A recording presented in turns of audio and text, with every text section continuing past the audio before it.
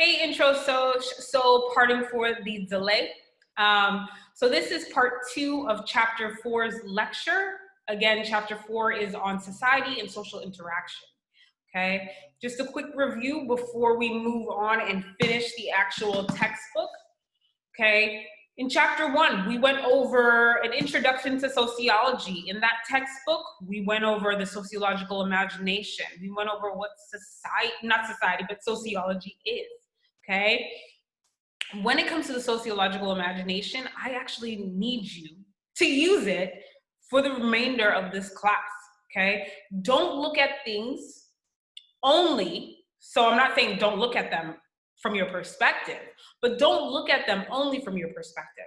Look at them also from the environment.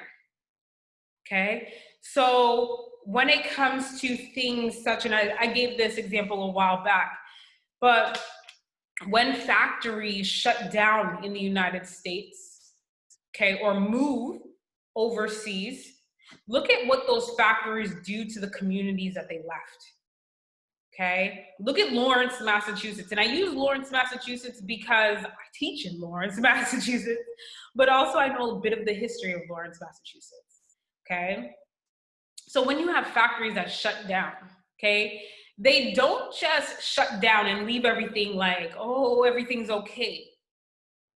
When a factory moves, it tends to destroy a community, economically destroy a community. Okay, now you see Lawrence picking back up. Okay, new like infrastructure coming into Lawrence. Okay, but when that factory shut down, the community kind of went with it. And I'm not saying that they left, but it economically went with it. Okay, now is this, using the sociological imagination, is it the people's fault that the factory shut down? Or is it something beyond their control? Beyond meaning the people of Lawrence can't control their economy. The people of Lawrence can't control not the politicians, but they can't control their economy. They can't control, the president of that factory saying, oh, like I can get cheaper labor somewhere else, so we should move. They can't control that. Okay, so whose fault is it? Okay, when it comes to COVID and people being laid off, people being let go, whose fault is it? Did these people do it to themselves? Or again, is it something beyond their control? Okay, so use your own personal biography. Yes, there are instances, if you read the homeless article, right? Yeah, there's few instances like Radar who enjoyed being poor, okay? Who enjoyed living on the street, who enjoyed being homeless. That's rare.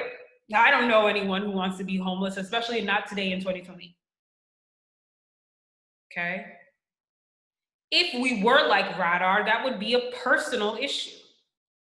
However, most things, your parents losing their jobs, you losing your jobs, those are public issues, especially during COVID today. Okay? So we learned about the sociological imagination. I'm going to skip chapter 2, not in the exam, but just to save time. Chapter 2 was just on research methods. Make sure you go over that. In chapter 3, we went over culture. Okay, so in culture, we learned how to define it, right? We learned how to differentiate between culture and society. People use them interchangeably, and they're not the same. Okay, your textbook specifically refers to culture as shared beliefs, values, and practices, okay, that people must learn. Whereas society describes a group of people who share a community and culture, okay? People use these terms interchangeably, but they're not the same, okay? Make sure you know the difference. Now, we move on to chapter 4. Your chapter goes into society and social interactions. So yes, the chapter is still going to discuss culture a bit, okay? but it goes on to society. And society is one of our social structures, okay? And again, the reason why I incorporated part 1 of this slide is because we should have gone through all of the structures. It's foundational, okay? So sharing my screen with you guys, okay? You should be able to see this. In part 1 of this lecture, we went over the social structures. We went over world systems, societies, institutions, networks, groups, roles, and statuses. Please view that video before the exam, okay? So this is a figure of the social structures on a continuum from most macro social structure to the least, okay? And the least being the most micro. But now, okay, going into chapter 4 specifically, so we're going straight into the text right now. I'm just going over the text, okay? Let's begin. So society and social interactions now, okay? And eventually throughout the semester, you will see us go back to world systems when we talk about like globalization. You'll see us go to institutions, okay? When we talk about deviance and crime and prisons, you'll see us go to statuses. We were doing that this week, okay? But it'll come back, okay? So the figures in this section, again, are very important. Do pause at these figures and really think about them. How does technology influence society's daily occupations? In other words, how does technology influence your careers, your jobs? Specifically, again, we're talking about today. So how has technology influenced your job, your life? We can expand it to your life, okay? Using my job, a lecturer, a professor at NECC, technology has influenced teaching a whole bunch. Within a matter of 6 months, all of NECC had to be pushed online. Okay, a majority of our classes are now taught online, which means teachers had to learn how to use YouTube, had to learn how to use Kaltura, Canvas, had to learn all of these new savvy ways of teaching online. Okay, I never thought that I would be teaching, at least online in this capacity. Okay, having a ring light. Okay, like I'm even thinking of having like a backdrop. So I need to get a green screen. What the heck? Who thought teaching would be like this? Okay, not me. For some of you who work in retail, not even just retail, but if any of you guys work at grocery stores, you know, like the invention, the implementation of the self-checkout, okay, makes things faster, okay? The drive-through, yeah, I think, did I grow up with the drive-through? I think I grew up with the drive-through. No, I didn't grow up with the drive-through. So going to get fast food, okay? Most of you grew up with the drive-through. But seeing that kind of technology, okay, we're gonna have an article, if we haven't already had it yet, I don't think we've had it yet, but McDonaldization, how technology has sped up things. You know, the invention of Uber, Lyft, Uber Eats. Look at how all of these things have made people's lives faster, have made people just, not just lives faster, but how these things have made companies produce faster. Okay, think about this. Now let's get into the book, okay? Types of societies. So again, Societies refers to a group of people who live in a definable community and share the culture. Okay, and I should actually move my face down here. Okay, and share the same culture. Many scholars define societies in terms of their technological sophistication.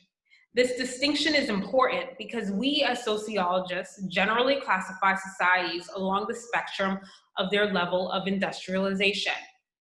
So we'll categorize these societies as either pre-industrial societies, industrial societies, and post-industrial societies. And we're going to get into all of those. So first, those types of societies that are classified as pre-industrial societies. The first one our book mentions is the hunter and gatherer societies. Okay? So these societies were heavily dependent on the environment. So individuals who lived in these societies, again, got their produce from the land, got their food from the land, used every part of like an animal, nothing went to waste, etc. Okay, they hunted wild animals and foraged for plants and food. Okay, when resources became scarce, the group moved to a new area to find sustenance. These groups were based around kinship or tribes. Today, only a few hundred remain in existence. So for example, many of you have heard of Aborigines. These are indigenous Australian tribes, and the Babuti, which is a group of pygmy hunter-gatherers residing in the Democratic Republic of Congo. So these two groups still exist, okay? However, they are disappearing. The next is pastoral societies. So changing conditions. So specifically after hunter and gatherer communities, you know, start disappearing, they're disappearing because of certain conditions that are changing, right? So changing conditions and adaptations led to some societies to rely on the domestication of animals where circumstances permitted, okay? Human societies began to tame and breed animals and to grow and cultivate their own food. An example of people who we would classify as pastoral would be the Maasai villagers who rely on the domestication of animals as resources for survival. Unlike the hunter and gatherers who developed entirely on existing resources to stay alive, pastoral groups bred livestock for food, clothing, and transportation as they created a surplus of goods. Herding or pastoral societies remained nomadic because they were forced to follow their animals to fresh feeding grounds. Horticultural societies formed in areas where rainfall and other conditions allowed them to grow stable crops. Previously, the depletion of regions' crops or water supply forced pastoral societies to relocate in search of food sources for their livestock. They were similar to hunter and gatherers in that they largely depended on the environment for survival, but since they didn't have to abandon their locations to follow resources, they were able to start permanent settlements. So again, there's more stability in horticultural societies and there's more material goods. Moving on to agricultural societies, these societies relied on permanent tools for survival. Farmers learned to rotate the types of crops grown on their fields and to reuse waste products such as manure as fertilizer, which led to better harvest and bigger surplus of food. New tools for digging and harvesting were made of metal, and this made them more effective and longer lasting. Human settlements also grew into towns and cities, and particularly bountiful regions became centers of trade and commerce. This was known as the dawn of civilization. So here we have really the rise of like the arts. We have some new types of like technology meaning tools, okay, that are increasing in use, again, making for an effective surplus of food, okay? And lastly, feudal societies as part of pre-industrial societies. So feudal societies, these societies contained a strict hierarchical system of power based around land ownership and protection. The hierarchy is as follows. So first, it was the nobility. These people were known as lords and placed vassals in charge of large pieces of land. In return for resources, the land provided, vassals promised to fight for. So nobility, so lords, then vassals, and then we have serfs, which are the lower class, the peasants who cultivated fiefdoms or serfdoms, sorry for the error, which are the land plots. In return for maintaining the land, peasants were guaranteed protection from outside sources.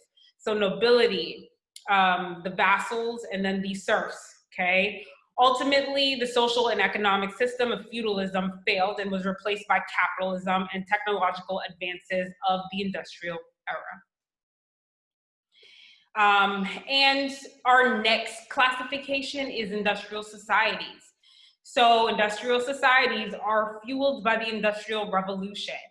And I believe I discussed that around chapter 1 a bit. Okay, but the Industrial Revolution, new inventions that are influencing people every single day, okay? Some examples of the Industrial Revolution at play is steam power begins to appear everywhere, specifically in textile factories, mechanical seeding and threshing machines. Products such as paper and glass became available to the average person, whereas prior, paper and glass was something that people of the upper class had access to more frequently, access in terms of the money to pay for this stuff. Also, the quality and the accessibility of education and healthcare soared, okay? And we have the invention of gas lighting. It was during the 18th and 19th centuries of the Industrial Revolution that sociology again was born. This is in lecture and chapter 1.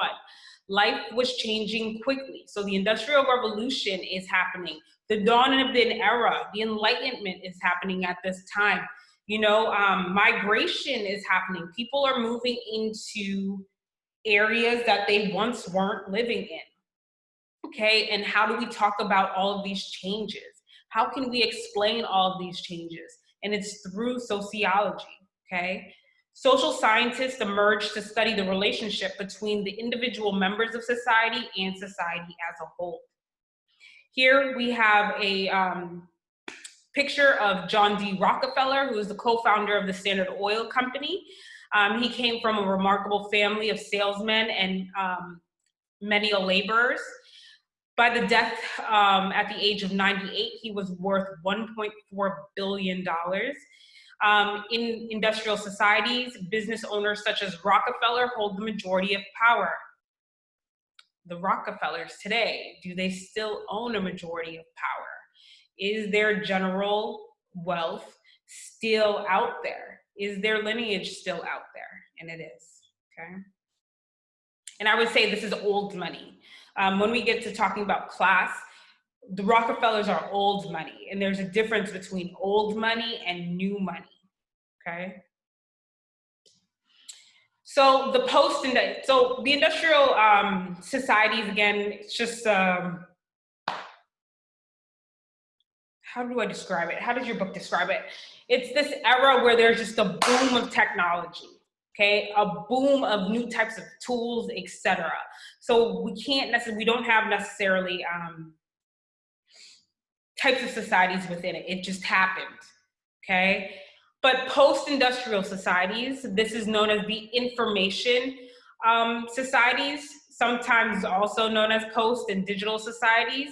They are a recent development, okay? We are in a post-industrial society here in the US. Unlike industrial societies that are rooted in the production of material goods, information societies are based on the production of information services. information and services, sorry. Digital technology is the steam engine of information societies. So think of Steve Jobs, Bill Gates, Jeff Bezos, Mark Zuckerberg, etc. These individuals are pioneers, are developers of, the digital society. And our book refers to it as the information societies, okay? What is the product that they're selling? Jeff Bezos, it's Amazon. I use Amazon all the time. I use Amazon to get my book. I use Amazon to get this planner. I use Amazon to get the covering on my phone and this pop socket. I use Amazon for this ring light. I use Amazon for my food. I shouldn't, okay? Because I don't believe in, having disgustingly wealthy individuals when poverty is a very serious issue in the United States, but that's another topic, okay? But yeah, disgustingly wealthy. It's a good thing, he's contributed to the world, but when we get to that topic, should we have people that are trillionaires out there when poverty, joblessness, healthcare, this capitalist system, okay, is not working for a majority of people out there, okay? But that's a different topic for later on after the exam, okay? Since the economy of information societies is driven by knowledge and not material goods, power lies with those in charge of storing and distributing information. Social classes are divided by access to education, since without technical skills, people in information society lack the means for success.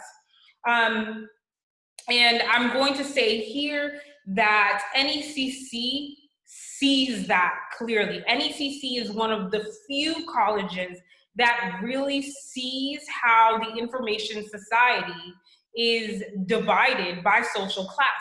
We have students here who have never owned their own computers, but one of the blessings of COVID has been that Dell has been able to provide free or minimal cost computers. Okay, ultimately trying to bridge that gap in those social classes, okay? I can tell you, when I was in undergrad, my family couldn't afford a computer at all. I didn't get a computer until my second year of college, and that was in 2004, when I didn't, I had a teacher who went to bat for me and really bought a computer for me. Okay, and I will say, it sounds so little. It might sound little to a lot of you guys, but that computer, I still have it. So it's not just mine, but we still have it downstairs, and we all used it. So the siblings underneath me, we all used it. It's still functioning. It's still functioning. Okay, so that's part of the reason I was able to actually finish school. Okay, and finish school successfully. And yeah, okay. So a lot of people don't think that. Everybody assumes that everyone has access to these phones, and that's not the case, guys. Some of us do have access to phones. Some of us clearly have access to these, but not every phone is made the same. Okay, so yeah, I have an iPhone now. It's pretty decent. It's probably an iPhone 6. I'm not going to update this until it breaks. I'm not wasting my money. I'm not paying the $1,000 for a phone. It makes no sense, right? But some of us in this class are only using phones because that's the only access that we have to get onto Blackboard, to get Wi-Fi, etc. Okay? So we are still post-industrial, but again, social class is divided. I guarantee if we were sitting in class right now and I asked students to raise their phones up, who has an iPhone 11? 10, blah, blah, blah, blah, blah. I just changed this. I had an iPhone 4. I just changed this year. Okay? But as a sociologist, I can kind of gauge what class you're coming from based on your phone. Yeah, it's not accurate, right? Some people are paying monthly for their phones, but I can tell when students are quick, like an iPhone comes out tomorrow and you're that student who goes out and get it tomorrow. It gets my brain ticking, right? This person might not be necessarily of the working class, might be probably middle class. And if I'm, seeing any other types of behavior, not behaviors, but, materialistic things, maybe the student is driving a nice car, etc., I might say that student is in the upper class. Okay. But again, social classes are divided by access to education, since without technical skills, people in information society lack the means for success. Okay. And our last final slides, and I believe it's going to be the end, it is going to be the end, are of our theorists. Here on the left, you have Karl Marx, and then on the right, you have Frederick Engels. Okay, so they analyze differences in power between those who have and those who have not. Okay, what's this have to do with society though? Okay, this goes back to chapter 1, but it's also in chapter 4. So when we're talking about our theories, right, the functionalist perspective, the conflict perspective, and the symbolic interactionist perspective, what do they say about, society and social interactions? We'll start first with Karl Marx, okay? So quickly, okay, so Karl Marx, as I said. So we don't really need the screen anymore, so I'm just going to do this. So Karl Marx, remember, he's associated with the conflict perspective, okay? So when it comes to the conflict perspective, Karl Marx sees society as a primary, or sees society as the primary means of change. So when it comes to when it comes to a post-industrial society or industrialization, again, it's linked along the lines of the economy. And economically, he saw conflict existing between the owners of society, which is the bourgeoisie, and the laborers, known as the proletariat or the working class. Marx maintains that these conflicts appeared consistently throughout history during times of specific revolution. These revolutions, or class-like antagonisms, he called them, were a result of one class always dominating over another. We're kind of dealing with that today, okay, when we talk about like the 1% and the 99%, the 2% or the 98%, and those are the majority of people who own the wealth, okay, whereas us, the 98%, we're fighting for crumbs at the bottom, okay? But going back to feudalism, remember the,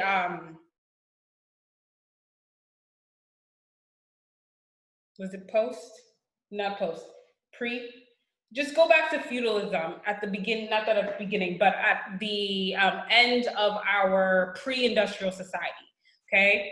With the end of feudalism, a new revolutionary class he called the bourgeoisie dominated the proletariat laborers. The bourgeoisie were revolutionary in the sense that they represented a radical change in the structure of society. In Marx's words, society as a whole is more and more splitting up into two great hostile camps, right? So into two great classes directly facing each other, the bourgeoisie and the proletariat, okay? To add on to that, Marx talks about capitalism, right? Which is an aspect of society. It's been an aspect of society. Okay, the use of child labor, and the exposure to extreme conditions of heat, cold, toxic chemicals during the Industrial Revolution. It's no wonder that Marx and Engels referred to capitalism, which is a way of organizing the economy so that things that are used to make and transport products are owned by individual people and companies rather than by the government, okay? So what does he really think about society right now, right? What would he think? He's not alive, of course he's not, but what would he think about society right now? Our book mentions alienation, right? Alienation refers to a condition in which the individual is isolated and divorced from his or her society, work, or the sense of self. So Marx defined 4 specific types, and your book goes into those types. I'm not going to go into them right now in the lecture, but alienation from product, alienation from the process of one's labor, alienation from others, and alienation from oneself. Please review those.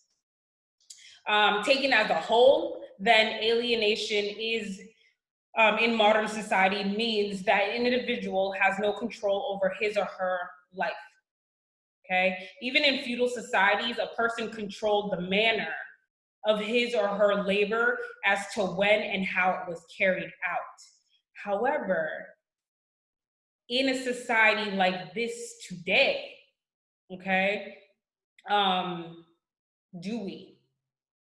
Okay, why, Marx would say, why then does the modern working class not rise up and rebel? Okay, indeed, Marx predicted that this would be the ultimate outcome and the collapse of capitalism. And if you are living in 2020, like I am living in 2020, things are crazy.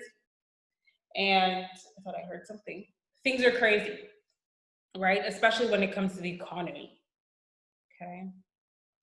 So keep in mind alienation, but also false consciousness. Another idea that Marx developed is the concept of false consciousness. False consciousness is a condition in which the beliefs, ideas, or ideology of a person are not in the person's own best interest. And he says pretty much the bourgeoisie has inundated us with this false consciousness. So we work on behalf of the bourgeoisie and not on our, not in our own self-interest. Okay, so a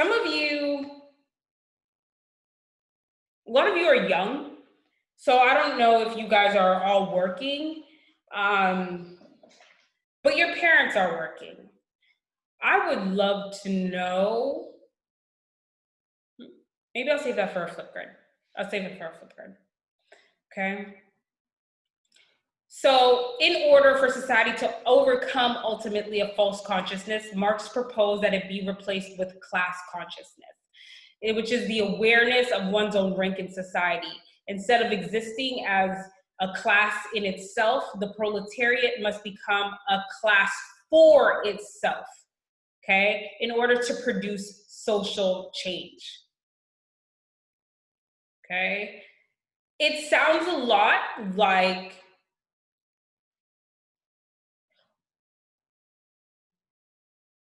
what does it sound like to you? Because we have 2 candidates running, but a lot of this actually sounds like a candidate who didn't become the Democratic candidate, but we often link him to socialism, and he might veer more towards that direction. But again, how many of you actually Google what socialism is, what capitalism is? And then read this again, right? Class consciousness, okay? The awareness of one's own rank in society. Okay, so instead of existing as a class of itself, like we do right now, you know, some people say I'm in the working class, okay?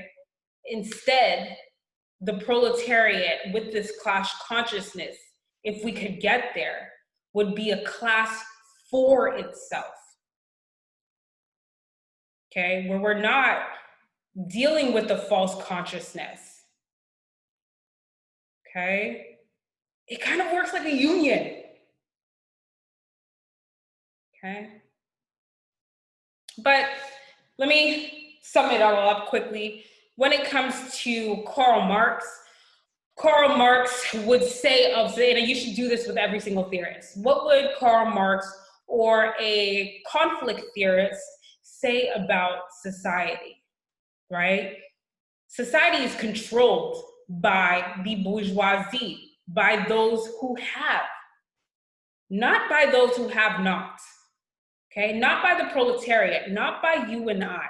At the end of the day, the means of production is controlled by those who have, okay? And they implement a false consciousness, which are beliefs, ideas, and values that benefit them. They don't benefit us, okay? So, if any of you ever read Das Kapital, Karl Marx predicts that at the end of all of this, when people are suffering economically, because remember, Karl Marx only deals with the economy, Max Weber deals with every other type of injustice, okay?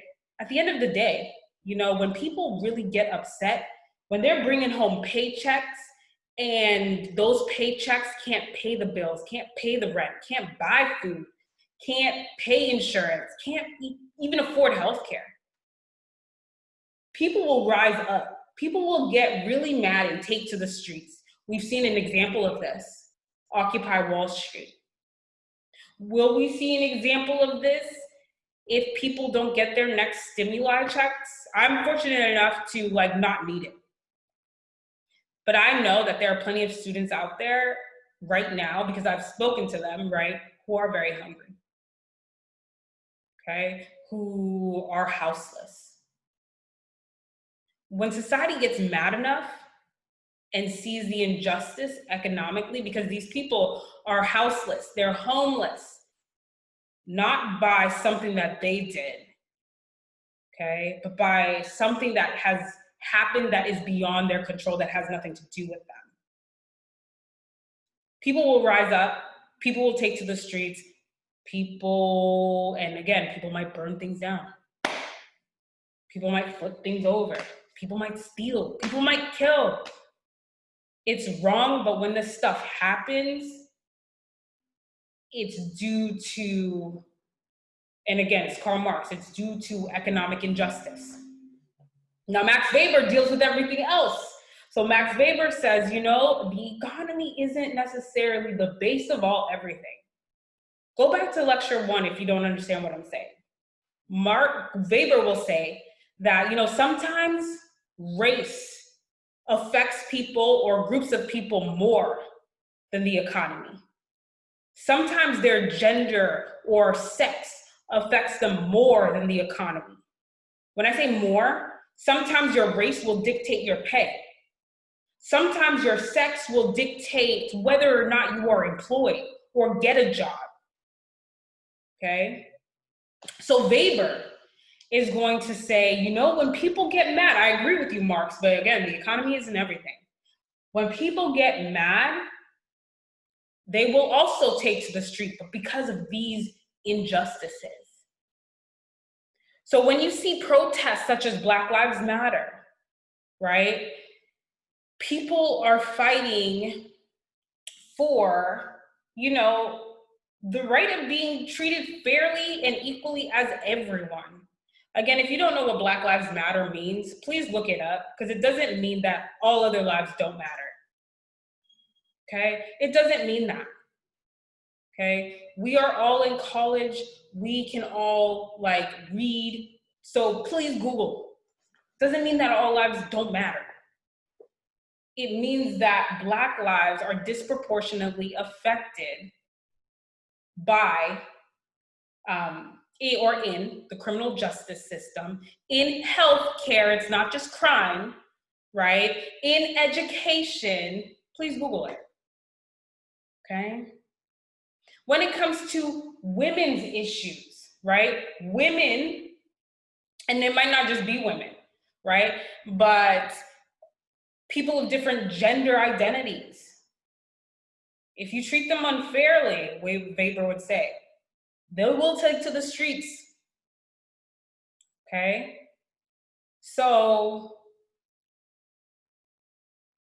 We're about to elect a new Supreme Court justice, okay, who is conservative. And it's not the conservative that I have an issue with. It comes to, for me personally, it goes to free will. What is this concept of free will if now the government is in my body? Okay, I might not agree with abortion. And, like growing up in the household that I do, I grew up in a religious household, so I don't agree with abortion, right? But who am I to tell somebody what they can do with their own body? Okay. That's not me. It's not for me to condemn, period. Okay. So when people get upset, when you start poking and at women's bodies, or when you start like treating unfairly people of different gender identities, they will take to the streets. Okay. And this is, again, use your sociological imagination, not your own personal, biographies. So don't just come from the perspective that, well, I believe, I disagree. That's good, right? But go beyond that. Because what if you were the one who were in the predicament of being someone who is considered or seen as other, and now policies and laws want to dictate what you can and cannot do? Okay? Think about it. Okay? That's a conflict perspective. I'm quickly going to go over the functionalist perspective. Okay? The functionalist perspective, again, refer back to Emile Durkheim. Okay? He says that we are flawed. So there are things put in place, specifically in society, where, what are these things? There are institutions, there are systems that are put in place where we can learn these beliefs, these morals, and these attitudes that we're supposed to have in society. He calls this collective consciousness. Go back to your book. Okay? So here, remember, Emile Durkheim is in a quest to really figure out what causes individuals to act similar and predictable in ways. And again, he says this is collective consciousness. Okay? So social integration, again, in your textbook, or the strength of ties, as it can be called, is a key factor in social life and keeping things peaceful and at an equilibrium. Okay? So if we're looking at society today from a functionalist perspective, right? There are beliefs and, values, morals in place that we should all abide by. And if we did, things would be okay. Okay? However, if it's not working out for you, okay, if you are having a problem with, social integration, something is wrong with you, not the system. Okay? But the system can always fix you. So what would a functionalist, and I might throw a couple of flip grids. What do you think a functionalist would say about a woman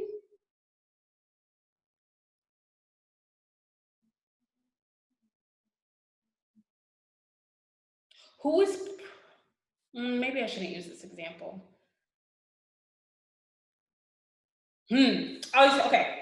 What would a functionalist say about a woman who has all the strength, the experience to work as, a construction worker, years of experience to work as a construction worker, but the employer says,